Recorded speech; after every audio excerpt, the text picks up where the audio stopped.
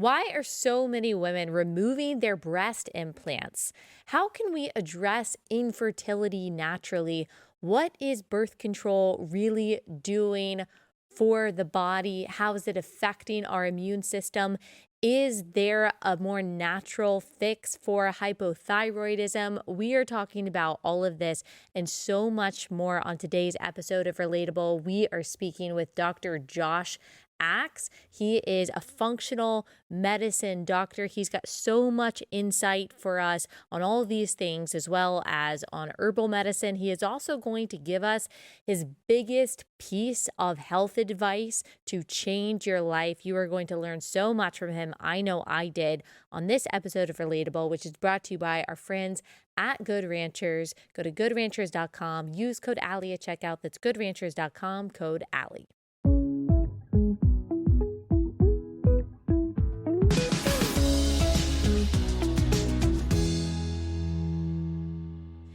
Dr. Axe, thanks so much for taking the time to join us. Can you tell everyone who you are and what you do? Yeah, I'm Dr. Josh Axe. I'm the founder of Ancient Nutrition. I am a functional medicine doctor and really focus on helping people use food as medicine, also mindset medicine to heal. And I have a wife, Chelsea Axe, and two daughters. I got a 4-year-old and a 4-month-old. Oh, okay. Functional medicine.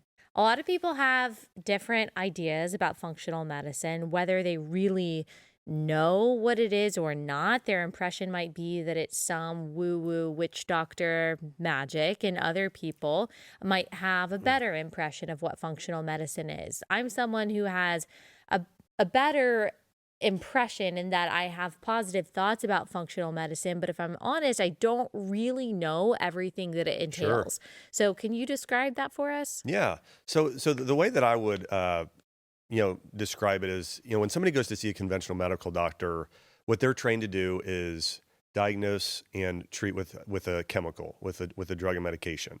And those have been created by the pharmaceutical industry. So that's it. And so when they go to school, there's zero nutrition training, zero lifestyle training. There's none of that.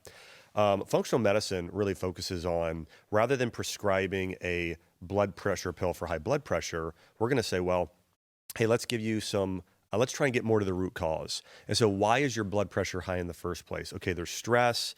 Okay, it looks like your diet is very high in sugar. We've got some bad fats in your diet. You're not moving much. Okay, let's change all of that. And let's really work on your lifestyle and your diet, and maybe use some things like supplementation in order to help you heal, to get more of the root cause of disease. And so, and another example of this is like if someone has high cholesterol, somebody would typically, if they go to a conventional medical doctor, would get prescribed a statin drug. That statin drug is going to lower cholesterol. The problem is it's also going to increase the risk of a heart attack in the future and numerous other issues. So functional medicine doctor is going to say, okay, we're going to go and get to the root cause. We're going to prescribe or recommend turmeric, magnesium, vitamin D, dietary changes. We want you to start walking every single day, things like that in order to heal. And when I ran my practice, it was predominantly women, like a lot of hypothyroidism, a lot of people with autoimmune disease. And so the idea there is really we want to get to the root cause and then typically use food, supplementation, and natural treatments to help somebody heal. It's interesting because I haven't had a whole lot of interaction with doctors. I mean, I've been relatively healthy, but I do have hypothyroid. And it's interesting that when you talk to your standard endocrinologist, they're nice enough people. They say that they want to help you.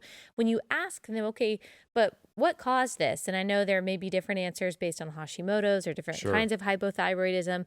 And is there anything that I can do in my life to help this? The answer is there's no root cause and there's nothing that you can do except take Synthroid, which I have because, I want the right thyroid levels and I've had to have that in order to get pregnant. But still, I find myself thinking almost every day, I really wish I didn't have to rely on this medication. I'm thankful for medication when it's needed.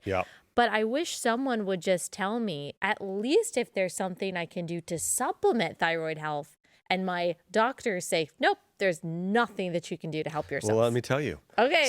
Yes, I'm sure there's a lot of people out here who want this information too. Yeah, hypothyroidism, I think I saw something recently that 60% of women have hypothyroidism and they don't know it. So it's incredibly prevalent. It could be, biggest signs, fatigue, thinning hair, could be fertility. I mean, there's a number, cold body temperature.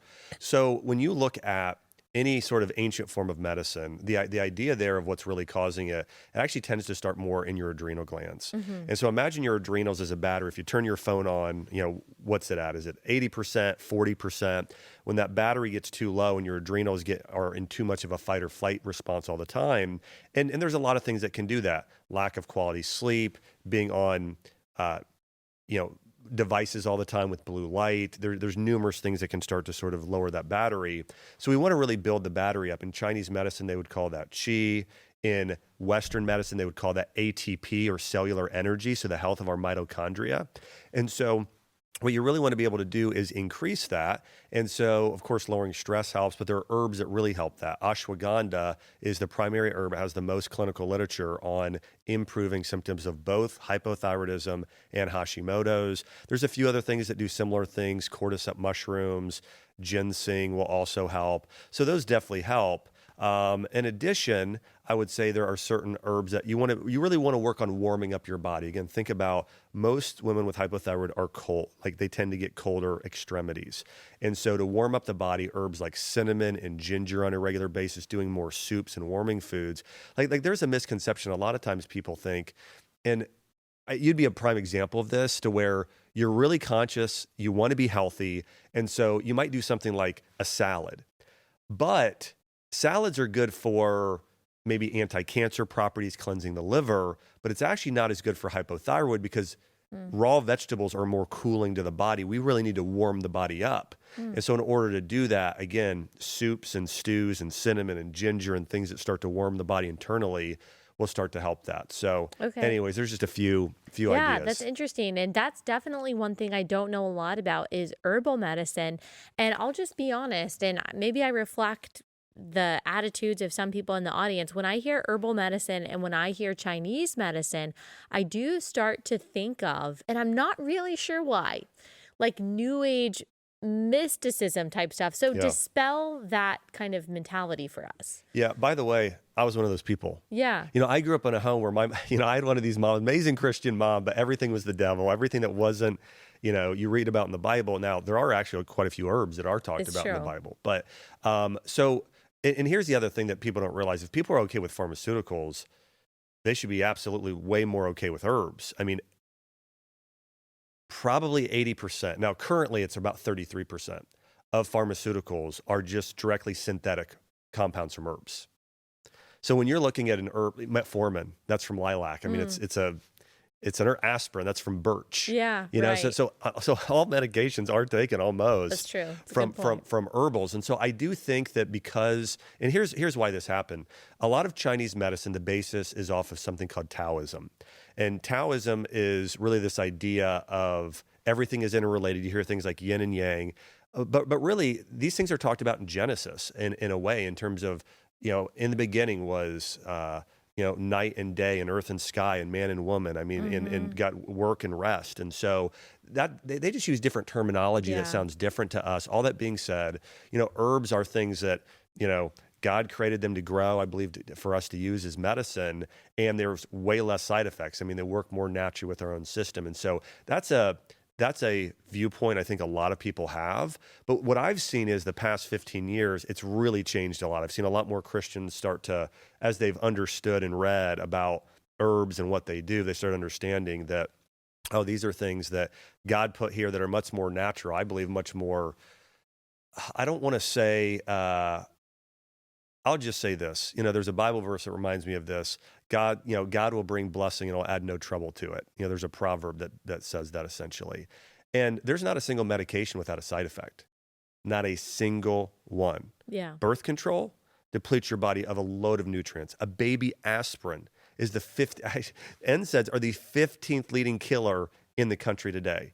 The third leading killer in all of the Western world today are the adverse side effects of our medical system. And so Anyways, that's a little bit of my thoughts on it. Yeah. But I believe, we're using it in our food. I mean, turmeric has been used in our food, or dill, or parsley, or ginger, or garlic for years. So we're just doing a little bit of higher doses of those most of the time. Yeah. And would you say that there is ever a place for pharmaceutical drugs? Absolutely. 100%. Here's how I think about this. I believe that most pharmaceuticals should be used for a much shorter period of time than they are. For instance, if somebody goes in with clinical depression, they go into their physician, their doctor might say, you're going to be on this drug, and they may plan to keep them on it the rest of their life. That's not intentionally. If you go back and read the founding of, the creation of these drugs, it was supposed to be for a short period of time, maybe Right. 3 months, and work to get them off it, because there are Right. side effects. So here's what I think this should look like. Whether it's hypothyroidism or autoimmune disease or any condition, somebody goes into a doctor. I believe functional medicine doctors really should be more of the primary care.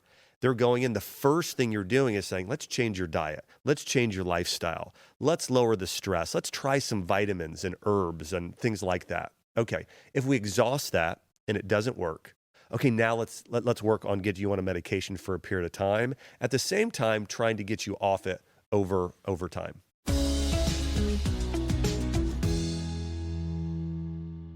Okay, quick pause to tell you about our first sponsor for the day. That's Adele Natural Cosmetics. We're talking about the importance of ensuring that what we are putting in our body and how we are behaving, the kind of things that we put on our body, ensuring that all of these things are actually good for us. And one thing you can do to help take charge of your health is to ensure that the cosmetics that you're using, that the skincare that you're using, is actually free of the toxins that unfortunately fill a lot of the normal cosmetics that you are getting from the big name brands. At Adele Natural Cosmetics, all of their products are free of parabens, of synthetic fragrances, nanoparticles, petroleum-based products, anything else. They always search for the most high quality, nutrient dense ingredients, and all of their stuff really works. Their skincare has been a total game changer for my skin. It's made it a lot brighter, a lot smoother, a lot more moisturized and healthier. I love wearing their makeup when I'm not in the studio. It's light coverage, but it works really well. Go to AdeleNaturalCosmetics.com. If you use code Allie at checkout, you'll get 25% off your first order. That's AdeleNaturalCosmetics.com, code Allie.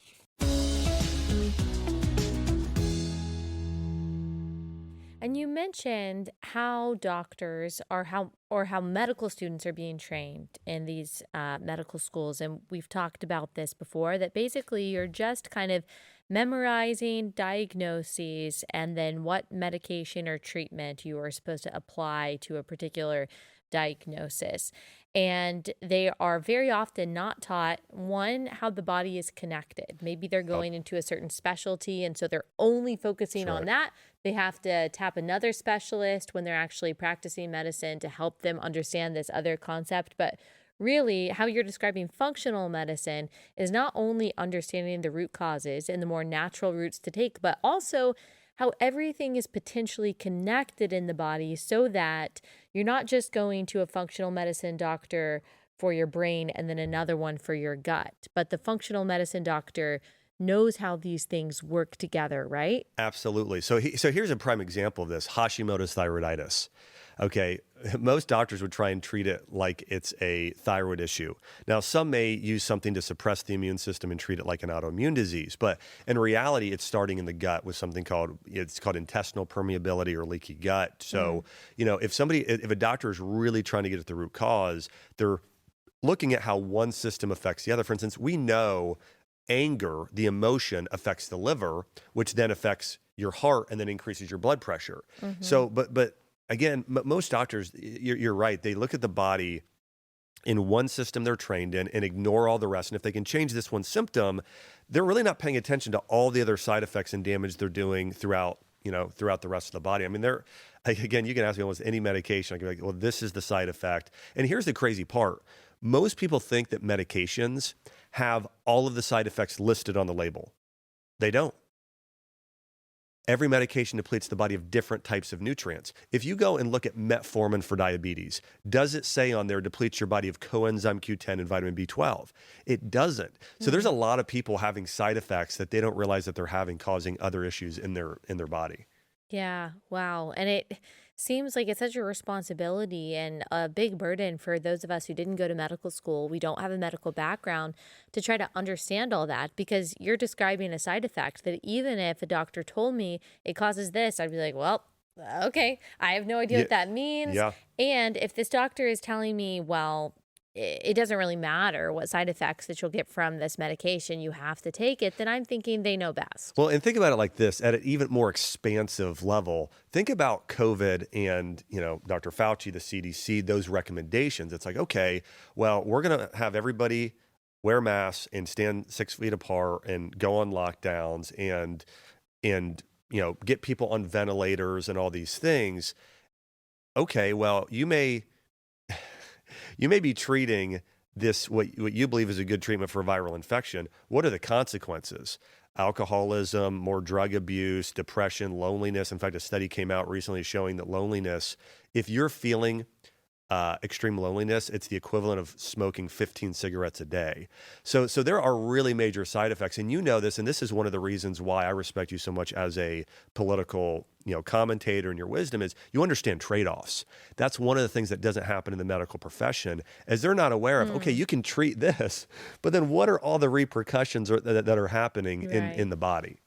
And the pharmaceutical companies are, of course, financially incentivized not to talk about those trade-offs. Yes. And I mean, the whole system that the pharmaceutical companies are actually marketing directly to the consumer. It's like, and in those commercials that they have, even though they have the litany of side effects that they read at the very end, all of the people look like their life has been changed. No more psoriasis or whatever it is because of this drug. Then you go to the doctor. The doctor may even be financially incentivized to say, Yes. yes, let's put you on that.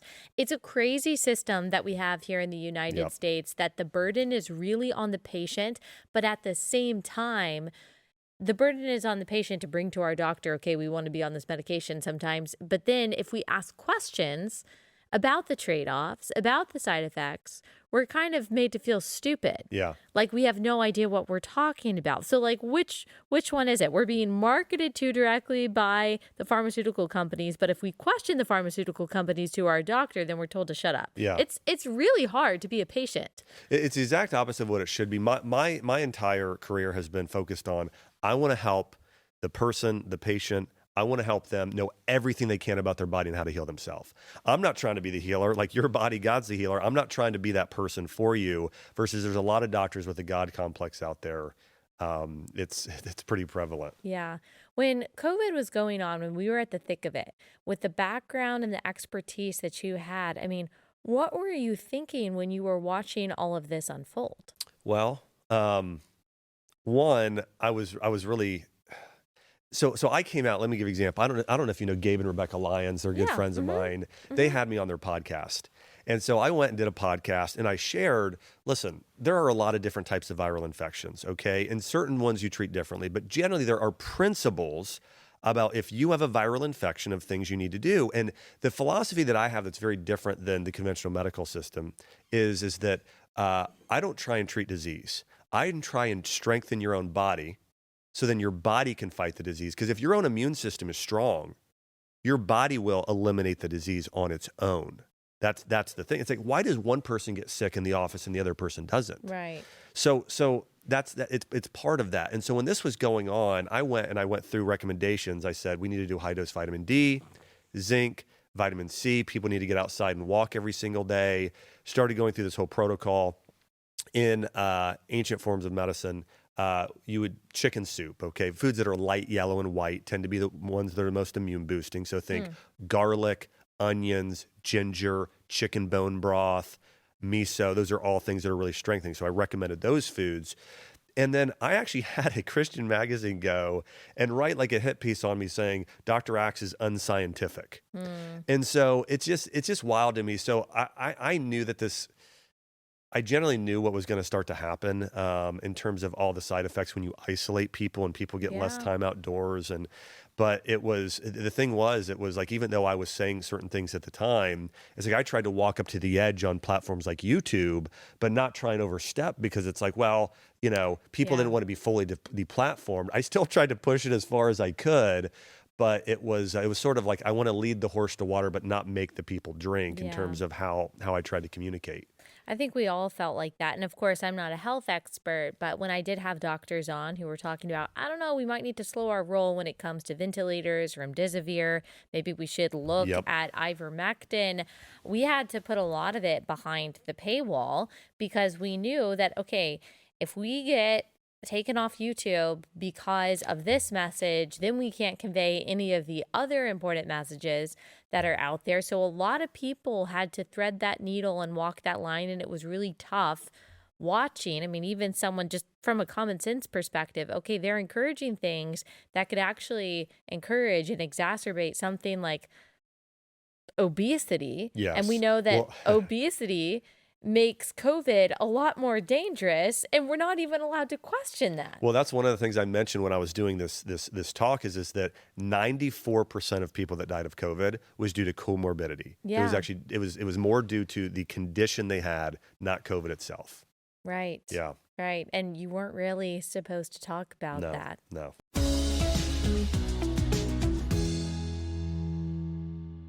All right, next sponsor for the day is another super fitting one for the conversation that we are having, and that is We Heart Nutrition.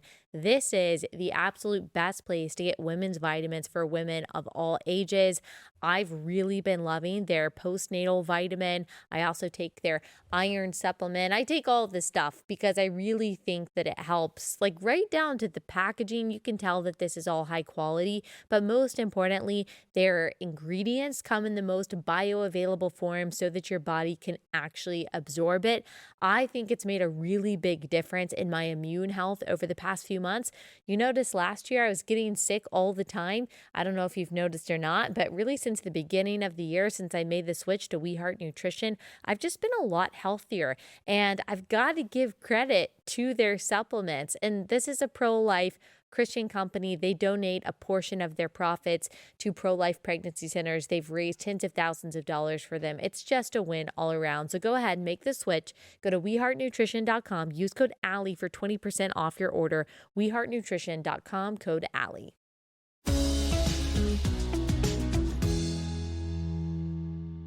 Let's go back to something that you mentioned, birth control. Yeah. This is a hot topic right now. We've talked about it a few times on my podcast. Of course, the ethics behind it from a pro-life position and all of that. But I'm interested in what you said about birth control depleting the body of certain things that Yeah. it needs. What do you mean by that?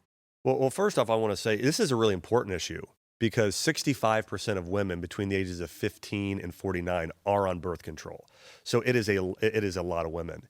And when you look at birth control, what it does in terms of specifically increasing estrogen, that acts like a fertilizer as well. But the biggest symptom I had that women have when I see them after they are getting off birth control is candida and yeast overgrowth. They start to get really major GI issues as well because of what's happening there with the hormone imbalance of Yeah. estrogen. The other thing is, so the nutrients that are depleted, every B vitamin, you can list off every B1, B2, B3, B6, B9, which is folate, and then methylcobalamin, which is B12. So every single one of those is depleted. Part of those are depleted because what birth control does is it starts to deplete good bacteria in the gut and increase bad bacteria. There's a study out of Stanford that found that when you decrease your good bacteria in your gut and increase bad, your B vitamin absorption drops by over 50%. So really, there's a lot of B vitamins being decreased. Vitamin C is also decreased. Zinc, which is important for immune function, and then of course probiotics are wiped out. So So those are some of the big side effects that are not listed on the label that women don't realize they're having. There was another study that came out recently as well that showed that if you take birth control for more than 5 years, it triples your risk of certain types of autoimmune disease, specifically inflammatory bowel disease and Sjogren's disease. And so some of this is new research that people haven't even heard before. But the reality is that if people are on birth control, there are major side effects. It's increasing your risk of autoimmune disease. So basically the big thing it's doing, it's weakening your immune system and causing nutritional deficiencies. And B vitamin deficiencies really affect numerous organs. I mean, your thyroid especially, and your adrenal glands. And so, again, Yeah. these are facts a lot of people don't know. It's interesting. Of course, I'm like mapping together my own health issues. And I was put on birth control in high school, like a lot of my friends were, who were not, we were not sexually active, Yeah. but because it was like, okay, you're 17 years old and your hormones are still working themselves out. And so like your period is a little bit wonky or something. And the doctor says, well, let's just put you on birth control. Now, we always talk about, we look back and we're like, did she just assume that we actually were all sexually active and she was trying to protect us or whatever? But she kind Mm. of put us all on Yaz, which now you see those commercials like where you put on Yaz. If you have Yes. XYZ symptom, you could be, get some compensation or something, which is crazy. And then but I look back and it's interesting because I just thought, okay, well, this is just what I need. And of course, she says it'll help your acne, it'll help you just feel better in general. I don't even know. But then it wasn't too long after that, a couple of years later, that I was out of nowhere as like 19 diagnosed with hypothyroid. She Well, didn't say it was okay. Hashimoto's. Yep. And then another thing, I think a couple of years later, I was 21 years old when I got shingles. Yeah. And Yep. then for some reason, after I got shingles, I don't even know what it was, but I just was like, I'm not going to do birth control anymore. I'm getting off birth Yeah. control. And I did. And I was totally fine. I was completely, my cycle was totally regular. I didn't have acne. Yep. I didn't have any problems. I did not need to be on birth control. And I've never gotten that sick again. Not that I've never gotten sick, but shingles as a 21-year-old is crazy. Well, think about what I just mentioned there. What birth control affects? It affects your immune system, weakens that, and it affects B vitamins, specifically thiamine and some of the others that affect really run your thyroid. So when you're on it, you tend to not have as many symptoms. When you get off, that's when you're going to start having the symptoms that you had. One thing that I think would help a lot of women is if they've ever taken birth control, you can either get tested for how well your body, it's something called methylation, how well your body is methylating. But certain people don't methylate very well, and so their body isn't utilizing and converting B vitamins correctly. And so a lot of women who have your exact same experience can get on methylated B vitamins, and it can really help some of those Okay. symptoms of thyroid issues. Interesting. Hmm. Speaking of a disease or an illness that is specifically kind of affecting women is breast plant illness, which is Oh yeah, a new thing for me that I've heard of.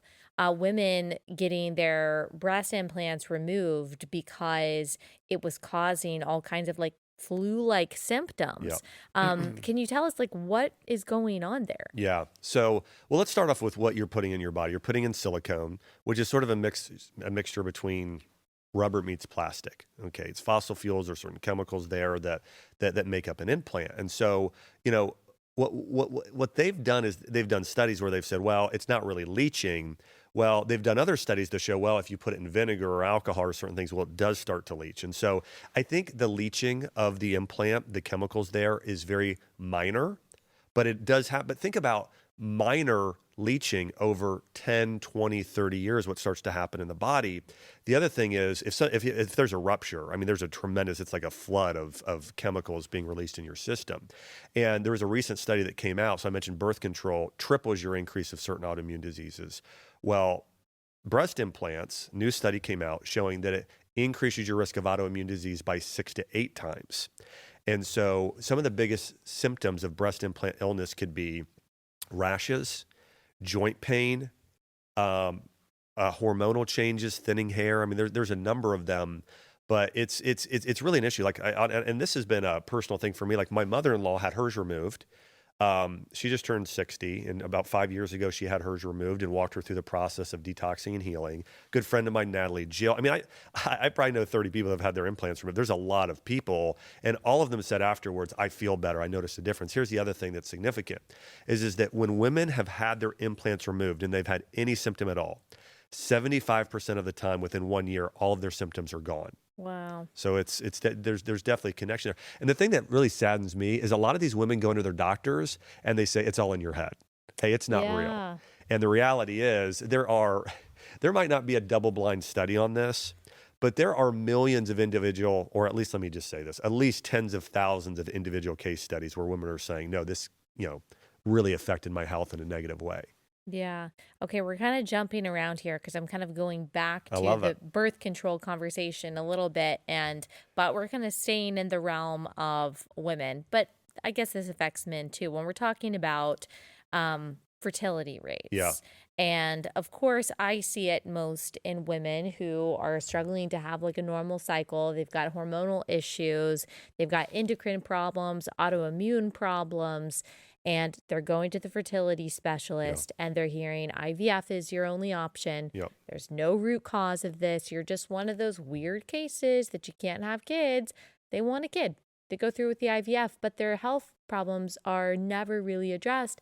And very often, even after spending hundreds of thousands of dollars in IVF, they can't have healthy pregnancies because there's something going on with their bodies that's not being addressed. So, like, what have you seen in Yeah. this rise in infertility, number one? And what do you think about how we can be addressing this better? Yeah.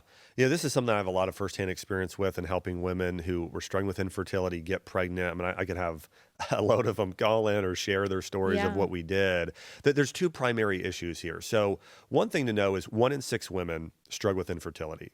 That's a pretty high rate. And 1 in 4 pregnancies are miscarried or close to that. So I mean, Yeah. so we're talking. This is really a significant issue. So when we look at the main cause, it really has to do with the reproductive organs and the adrenals, the relationship there. And it's sort of what I mentioned earlier, even connection to the thyroid, is that your battery is very low. And we need to start to build up the battery there.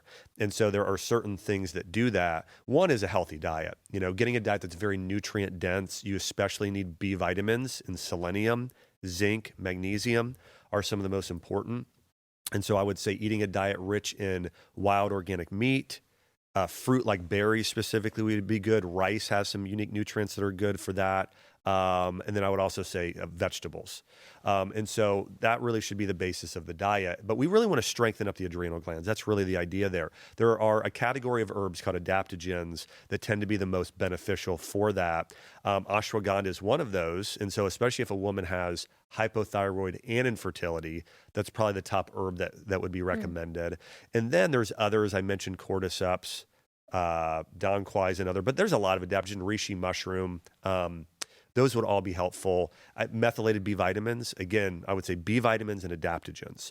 Those are the two categories of things that women would need the most to support getting fertile. Now, there's a second part, and this is especially associated with miscarriage, where conceiving is more adrenal reproductive. Carrying is more connected to the pancreas and insulin levels. So if insulin gets high and your blood sugar gets too high, that really can has been linked to in studies to miscarriage. And so with that, we want to stop over consuming sugar and refined Mm. carbohydrates in those foods. That will cause issues. Exercise can help with that as well. Certain minerals. There's really a unique micro mineral called chromium picolinate that's been shown to help. Cinnamon and fenugreek are two herbs that also help. So those are some things that would help. Now, this is me stepping more into the ancient medicine that I know some people maybe have a little bit of skepticism about. But if we're getting into more of sort of the ideology around it, is that conceiving is really related to going deep and just having peace in your life. Like you have peace, you have purpose. That here's an example of this. People, once they retire, if they don't find something after retiring to live for, like a mission, they die early. It takes years Mm-hmm. off their life. Mm-hmm. So we That's so know true. someone having a purpose is actually uniquely tied to longevity and health of your organs. So if a woman feels like, hey, I've got a purpose and I'm also at peace in my life, that, according to these ancient forms of medicine, actually helps with fertility. Now, there's an emotion that actually affects carrying a child, and that is worry. If somebody has a lot of worry and like constantly worrying about everything, obsessing about things, never turns it off, that will affect the pancreas. And I've seen this in people. If anyone's ever worn a continuous blood glucose monitor, you can wear those on your arm, shows your blood sugar levels all the time. If you're even driving a car, it goes up. Any form of stress raises it. So the more you can just balance blood sugar, the way to do that with diet is meat, vegetables, or pretty much it's protein, fat, and fiber.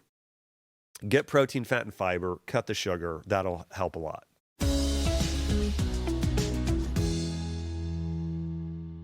Okay, so as we know, the more natural you can be when you are trying to take charge of your health, that's usually the better option. We don't want to rely entirely on pharmaceutical companies, but also we know that these pharmaceuticals can be helpful when we need them. For example, antibiotics can save lives, and you want to make sure that you have access to those antibiotics when you need them. Jace Medical exists so you can have an emergency stash of antibiotics. If you have a certain type of infection that requires antibiotics, you can have them when you need them rather than having to go through the whole rigmarole of going to the pharmacy. You can just have this stash on hand. Unfortunately, we are seeing plenty of supply chain issues, shortages when it comes to the most common medications. And so you might need this year-long supply. It's just better to be safe than sorry. You can also get a year-long supply of the prescriptions that you and your family rely on, so you have them in case of some kind of shortage or emergency. Go to jacemedical.com. They'll send you through their telemedicine process to get these medications that you need. You can use code Allie at checkout for a discount. That's jacemedical.com, code Allie.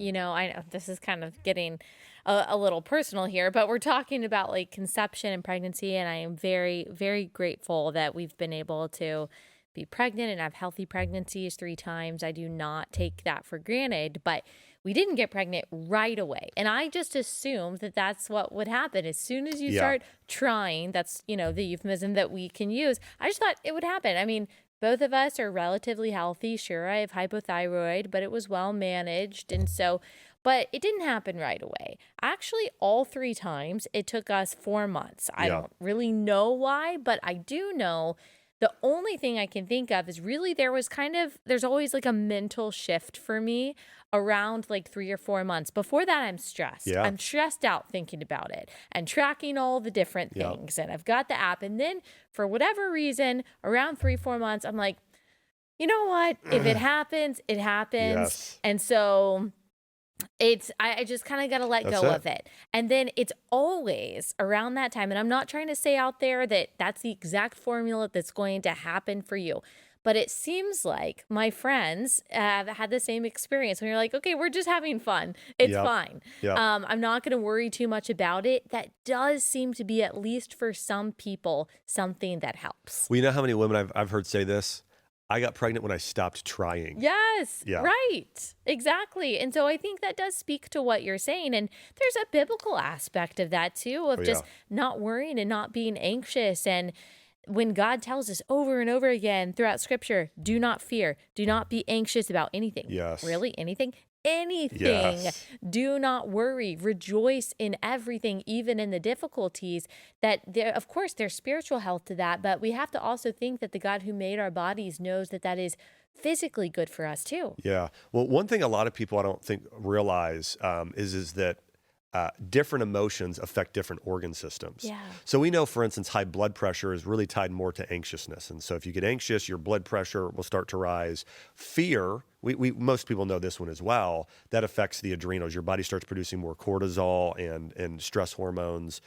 Worry, stomach, think about if somebody is worrying over a test or exam, let's say, oh, my stomach is like tied in knots. Right. And then the other one would be anger. That affects the liver and gallbladder and lymphatic system. And then grief. I had a patient once who and this happens quite frequently, got a divorce and just was grieving about it for years. And then she developed autoimmune disease. But grief is really tied to your immune system. If you grieve, it can cause a cough, a cold. Basically, it's not letting go of the past, able to move forward. So there are, it's amazing to think how deeply tied our emotional and spiritual well-being is to our physical health. Yeah. Okay, I've got a question for you on that. I have heard, this is another recent discovery of mine, that there are different theories about how we get sick. Terrain theory versus germ theory, which, okay, this is just my amateur thinking. My amateur thinking is that it's both. I do think like when you're anxious, when you're worried, when you're sad, that of course suppresses your immune system. Your body is using energy in a different way. I know that's true for me. But at the same time, also I have gotten viruses like from things are clearly contagious to me. And germs do seem to cause illness. Maybe I'm not understanding it correctly. I don't know, but N- it seems like it wouldn't be both and. What do you think? You're understanding Or, I mean, it wouldn't be either or. You're understanding exactly right. It's both.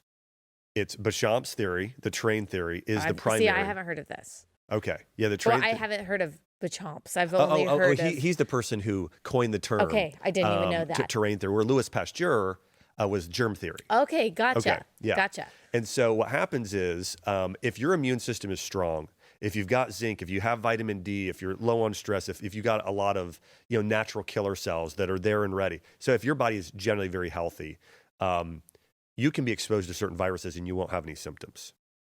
Now, if it's a virus your body hasn't dealt with before, or certain bacteria or fungus or parasite, whatever it is, then your body oftentimes will express a symptom. And so it is both. It is, the train theory is all about you get sick because your body is sick and not well.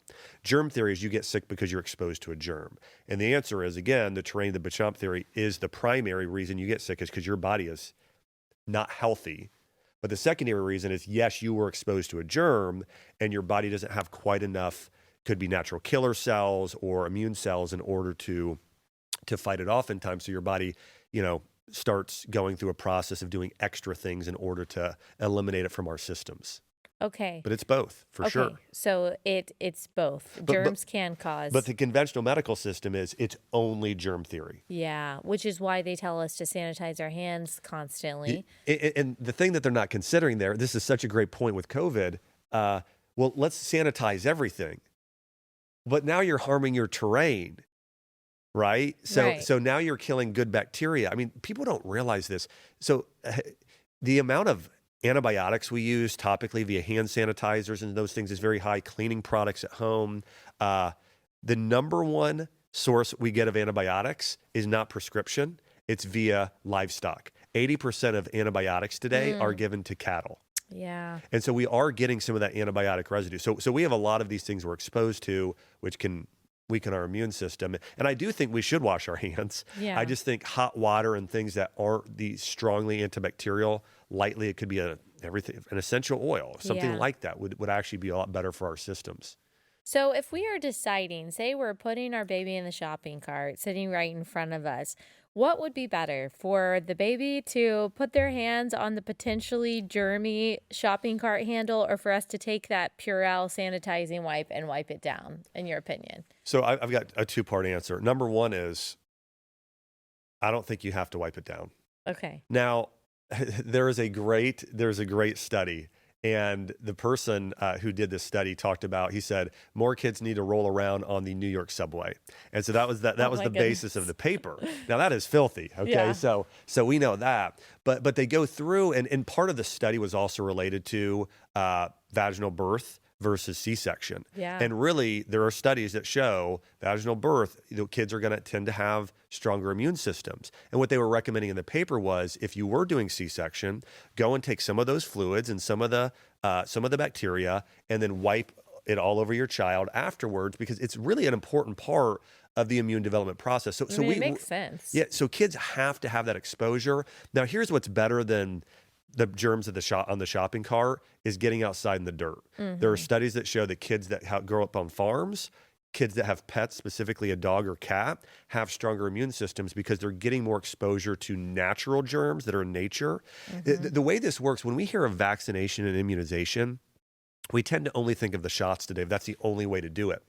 The reality is things like honey, which contains over 200 types of pollen. When you're consuming raw local honey regularly, or local vegetables and fruits, there are microbes in there called soil-based organisms that we expose ourselves to, which then help and allow our body to build a natural immunity to something, strengthening our immune system. So one of the greatest ways to immunize ourselves truly is to have a garden, spend time outdoors, have a pet, visit a farm, ride a horse, which not a lot of people do today. Yeah. And I think going back to the conversation about the shopping cart, my best advice would be spray it down with some essential oil, something that's more natural the body can handle, that's not as strong of an antibiotic. And then let your kids get out. In fact, I wrote a book, Allie, I don't know if you know this, it's called Eat Dirt. And I really get into all of this in terms of this sort of microbe theory and a lot of what we've been discussing. Okay, so when you say eat dirt, you're talking about like the local honey and the things like that Yes, that you're talking about? I am. I am. Yeah. And here's an example. If you go to your local farmer's market and buy carrots or beets, and you just bring them home and just wash them off with water or baking soda or vinegar or whatever you're going to use, there are still, if you hold them up real close, you're going to see little brown specks still in there. Those are called soil-based organisms. So Okay. they're actually probiotics on the outside of the plant that when we consume them, they help us break down and actually digest the food better. So somebody's going to the grocery store and buying those baby carrots that are kind of all shiny, they've been peeled and sprayed with probably chlorine, they're not getting those soil-based organisms like you would be if you were, buying those carrots. And so, yeah, I'm not saying go out and eat handfuls of dirt, but I am saying a little dirt Right. under your fingernails, kids being exposed to that actually is good for their immune system. Okay, that's good because my two older kids really like to hunt beetles and worms and Perfect. roly-polies right now. So I'm glad that it's not only like an okay pastime for them as far as like not being in front of screens, but also maybe for their physical health too. Well, there's something really interesting. It's called hormesis, and this is why we've all seen the cold plunge. You've seen how popular cold plunging has become. Hmm. So the reason why cold plunging can be beneficial is it helps your body be able to adapt better to cold in the future. Okay, that's part of the benefit. Okay. And so when you're eating these soil-based organisms or exposed to viruses or like the chicken pox, like when I was a kid, now your body's better able to defend itself in the future. If you never let the body fight a fight on its own, it can't become a better fighter. That's part of Right. the idea. Okay. What do you think about cold plunging specifically for women? Because I've heard mixed things. Here's what I think. It is completely person dependent. Like my dietary philosophy is everybody is a unique individual Yeah. and everybody needs a different type of diet for the most part. Now, that there are certain principles like eat real food, for most people. And I think generally speaking, more people do better eating organic meat, a lot more vegetables and fruits. But everybody's a unique individual. If I have somebody with cancer come in, I'm going to have them do a lot of greens, some salads, some vegetable juice. But if I put somebody with inflammatory bowel disease, raw vegetables, it's going to Uh, wreck their system. So right. it's highly individualized. So with cold plunge, if you're a woman and you have cold, you have a cold body temperature, okay, you're cold more often than you're warm. I don't think cold plunging is the best. I would recommend infrared sauna for those women across the board. Get an Mm-hmm. infrared sauna a lot. Cold plunging, if you did it once a week to help your body better adapt to stress, that might be okay. But doing daily cold plunges for women, especially with hypothyroidism or low body temperature, not a good idea. Okay. And what do you think about red light therapy? Yeah. Yeah. Red light therapy, what it does, it really activates and helps strengthen our body, what's called our mitochondria. And so your mitochondria is like the engines of our cells. And so there are benefits of that. And I think one of the reasons why people get sick is there's lack of blood flow and nutrients and oxygen being brought to the area. When you put red light on an area, it's increasing blood flow, oxygen, and nutrients being brought to the area. So I do think it's therapeutic. It's a similar thing to the sun. When you get the sun, it's really beneficial in small doses or moderate doses. For the skin, for the liver, for the immune system, for your bones, for numerous organs. Red light therapy is it's not as powerful as the sun, but there's still a lot of those similar benefits. Mm. Are you a fan of someone trying to, I don't know the right terminology, get in tune with is it circadian Yeah, rhythms? circadian rhythms. Yeah, circadian rhythms. Are you someone who believes that that has a lot of benefits, waking up in the morning, grounding, looking at the sun? Yeah, I am. Now, listen, I think the other thing I'd mention is there's majors and minors. If everybody would try and follow every piece of health advice, it would be It's very overwhelming. overwhelming. So, It is. so I would say this, in terms of importance, getting outside daily is pretty high on my list. Just getting outside, going for a walk. It is true when you see sunlight, unlike indoor light, your body starts to lower the melatonin, raise the cortisol. It starts to balance those hormones. And the way hormones work, it's like a domino. If insulin gets off or melatonin gets off or cortisol gets off, well, then estrogen is off, then progesterone, then testosterone. So there's sort of this thing that happens in the body. So if you can get outside in the morning, get some natural sunlight, it's about 15 minutes is what some of the studies show. It really helps you reset your body for the day, ideally. Now, our body's amazing at adapting. So if you don't, your body will still do it. It'll just take longer and it's not as ideal, but there are definite benefits of getting outside early. Grounding is good. It's not a magic pill. It's not, I mean, again, I think that There are benefits of having our feet directly on the earth, but and I encourage people to do it, but there are other things that are more important, like just walking. Yeah.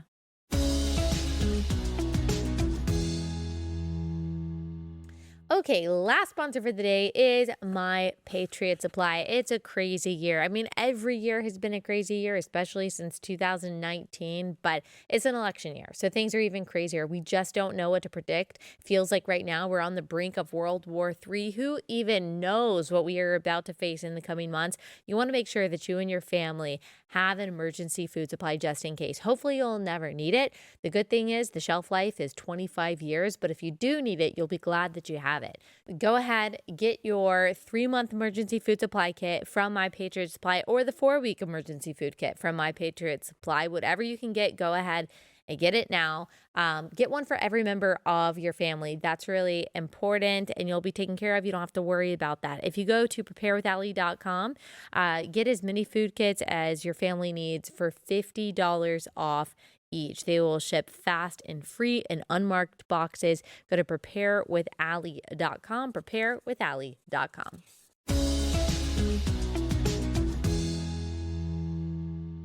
Speaking of feeling overwhelmed by all of the medical advice out there, one thing that I don't want to say frustrates me, because I've been to the chiropractor, I've been to some more natural doctors. I haven't been to a functional medicine doctor yet, but one thing that they always say, even like getting a massage or something, is that you're stressed. You need to lower your stress levels. And that kind of stresses me out more. Like, I did this assessment that was like, you're in fight or flight too much, and you're sympathetic. All of that is, it's working too hard, which I understand how that could affect my health. I know that that's not good. But I'm like, okay, but there's only so much I can do to relieve stress. I am doing what I think that I can, but my life is this is just like the season of life that we're in. We've got 3 little kids. We've got a lot going on. It's a happy season, but there's just a lot. And I do kind of feel like I have to be on a lot. And I'm sure that other people have felt that way, that when you're just kind of told by the more functional doctors that, okay, you're stressed, you need to be less stressed, that kind of adds stress. So how do we approach that? Can I tell you, I mean, I used to have this happen all the time. I would have patients come in, and they've maybe been to 10 other doctors, and I would ask them, I'd say, what did your other doctor recommend you do? And they would say something like reduce stress. And I said, well, what did he tell you to do, or she tell you to do? And they would say, well, they didn't. They just said reduce stress. And it's so ridiculous. So for most people, here's the issue. It's not stress. It's that you don't, it's not, we're going to have stress with kids. We're going to have stress with career. We're going to have, like, some of that is natural. It's that it's going all day, every day. And so for most people, they just need to schedule to do more things that they enjoy doing. That's really it. That's the top way that people can reduce stress, because it is more stressful to be like, and I've seen this with so many patients, I've seen them make themselves worse because they're like, I got to reduce stress.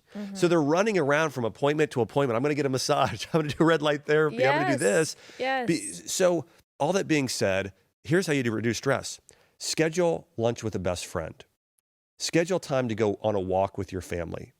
Just schedule, take a Sabbath, despite what somebody would believe about, I know on this show, you've got all kinds of different probably beliefs about, should you follow a Sabbath, you shouldn't. But all that being said, I think you probably should take a full day, give it to God and your family. But all that being said, if people want to reduce stress, write down the top 5 or 10 things that you love doing that kind of bring you peace and happiness, reading a novel, whatever it is, and just schedule those things like you schedule other things into your daily schedule. That has, I've seen the best results with people and myself just following that philosophy. I love that, because that is like adding something enjoyable rather than either adding an obligation that you don't really want to do, or trying to take something away. Obviously, there are things that we can take out of our lives that are making us unhealthy, like constantly being glued to our phones.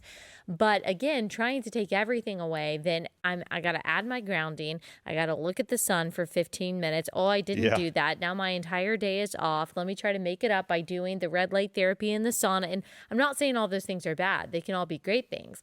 But if they are causing our stress levels to go up and make us feel like failures every day, then it's probably going to be really counterproductive for our health. 100%. And there are certain conditions. I see a lot of people with Lyme disease, fibromyalgia, certain autoimmune, to where they're making them, what's making them just as sick as possibly a poor diet or other things is just being stressed about their condition, for Yeah. sure. Yeah. What if you were to say in general, you said everyone is bio-individual, but if you were giving general health advice for how to eat, Yeah. vegan versus carnivore diet versus keto versus just eating everything organically in moderation, like what would you say? I generally don't like any of those diets, Okay. because it is so individualized. Now, do I think about 10% of people to 20% for a period of time could benefit on ketogenic if they have MS or there's epileptic seizures or something like that? Yes. Do I think if somebody has a really severe form of inflammatory autoimmune disease, they could do well on carnivore for a short time? Yes. Do I think somebody with cancer could maybe benefit on being vegan to do a cleanse for a couple weeks? Yes. But I think that for, let's call it 75 to 80% of people, you want to try and get organic meat and bone broth and those sort of things. You want to get vegetables. You want to get fruits. You want to try and get some healthy fats, coconut, olive oil, avocado, those sort of things. And then getting some whole grains, ideally that are sprouted or cooked for a long time. Rice made into, we call it kanji, but just cooked, it means it's cooked a long time. Sourdough bread. Like I eat sourdough bread. My wife makes it all the time. I love it. It's amazing. And so, you just need to prepare it properly using the ancient grains and it's pretty healthy. So, I really believe in a biblical diet. I mean, if you want to know what I believe in, it's really a biblically based diet that's also based on the individual. I mean, Jesus was eating fish and bread. Solomon ate meat and bread. Abraham ate meat and bread. So there's even this whole paleo movement. I was never part of the paleo movement of remove all grains and Right. this and that, because it's evolutionary. Like I'm a Yeah. Christian. Like I'm all about, what does the Bible teach? What are those biblical principles of health? Yeah. And so I really think, let me just say again, meat, vegetables, fruit, if people really focus on those, maybe some healthy fat, then that's going to go a long, long way. And what would you say for someone who wants to lose weight? Maybe they're already kind of eating like organic Yeah. foods. They're not going out and they're eating fast food, but they're still just not losing the weight. And say they want to or need to lose 20 pounds Yep. in a certain amount of time. What do you tell that person? Well, the first thing I tell them is don't take Ozempic. Yeah. Okay. Yeah. And the reason is there was a recent study that came out that showed that one of the big issues there is that you're not losing just fat. You're losing a lot of muscle mass and bone density. A study just came out showing that. And so there's a lot of people not realizing, okay, you're keeping the fat but losing the muscle. That's not good. Or it's about a 15% increase compared to if you were losing weight on your own. So that's a big issue. Also, if you look up the hashtag Ozempic face, you'll see people's face gets sunken in. It's because it causes something called gastroparesis, where things don't move through your digestive system as fast. So now you have nutrient malabsorption, so you're not absorbing your vitamins. So people are getting that sunken in look. So that's the first thing. It's not good. After that, I would say focus on protein and fiber as much as you can. I'd recommend 30 to 50 grams of protein per meal. For most women, I'd say it's going to be about 30 grams. In the morning, that could be a smoothie with some collagen or plant protein, something like that. Maybe it's a half a cup of berries, a little coconut milk. You like plant protein better than whey protein? Or Well, in reality, the only protein we're typically missing in our diets would be a bone broth protein or a collagen protein. okay, That's going to be the healthiest by not far. pea protein. Because I've had it, I don't like how it tastes. Yeah, so here's what I would say. If people really want to be as healthy as possible, go out and buy bone broth protein or Okay. a multi-collagen protein. Okay. Because that's that's the type of protein you're not getting the rest of the day. Yeah. And it's the one that's going to actually have the most anti-inflammatory healing benefits is bone broth protein in that. So do that. And then if you want to add in, if somebody tolerates whey pretty well, then they could do that.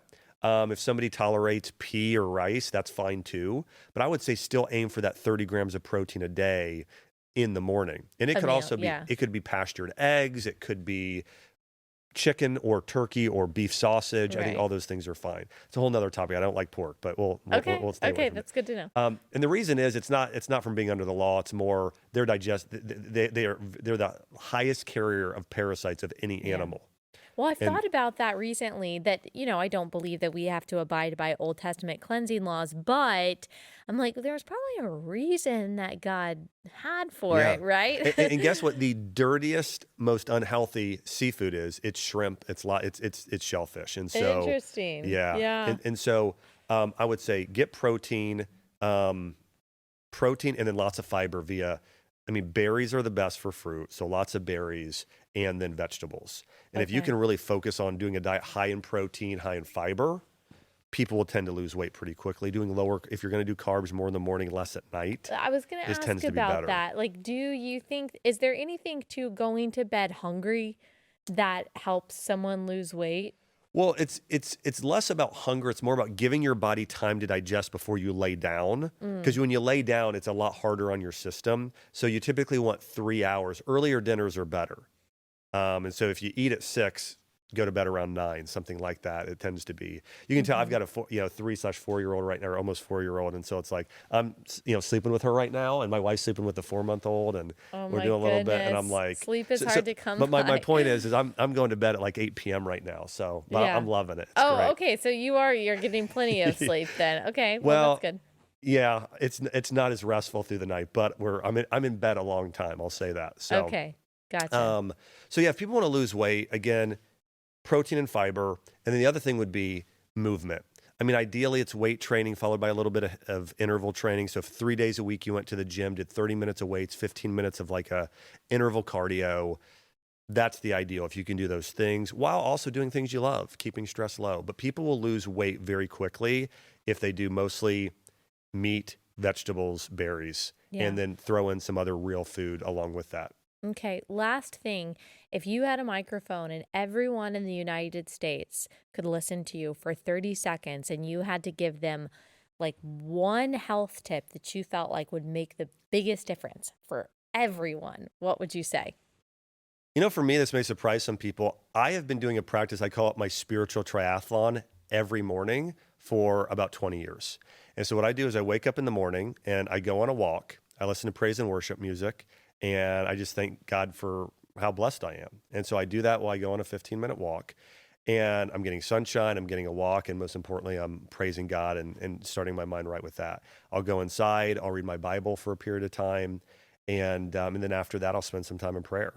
And for me, just the peace that brings, the growth it brings, I think what it does for my entire day, I think is the most important health practice that I have. Now, if there's just something secondary that people want to know that's more sort of nutrition, health related, I would say just change breakfast.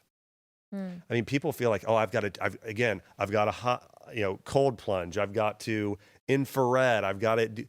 If you just change breakfast and you're getting started, that's 1/3 of your diet. That's actually a really momentous change. And so I would say try and do something like a superfood smoothie, do a half a cup of berries, do 30 to 50 grams of protein, do a little bit of like water, coconut milk or something else in there. And if you just change that could radically change your life. And hey, if you couple those two together, sort of the philosophy, you win the morning, you win the day. I think it's a great start to the day for people. That's good. Man, there's a million more things that I could ask, but we went through a lot today and you gave us a lot of insight. So thank you so much. Tell everyone, you got a new book out. So tell everyone about your new book, where they can get that and how they can follow you. Yeah, so I have a new book out. It's called Think This, Not That. I've been teaching everyone how to eat this, not that for years. So the idea is think this, not that. And the information in the book actually saved my life. I didn't get into this, but that's fine. 2 years ago, I injured my back, went in for a real simple procedure, and using actually natural form of medicine called stem cell. And something happened during the procedure few months later, I woke up, I couldn't walk. Mm. And I didn't walk for a year. This time last year, I wasn't able to walk. Wow. Yeah, for a full year. And so I wrote that entire book while I was on my back and went through how I healed, the mindset involved, a number of things. And so the book's called Think This, Not That. Just hit the New York Times bestseller list last week, which I'm excited Awesome. about. That's So yeah, amazing. people could get that on Amazon. And also I have a podcast, which I'd love to have you on sometime. It's called the Dr. Josh Axe Show. We cover a lot of health topics specifically and some, growth topics. And then social media handles just at Dr. Josh Axe on Instagram, Facebook, and YouTube. Yes. Thank you so much. I really appreciate your wisdom. Awesome. Thanks for having me, Allie.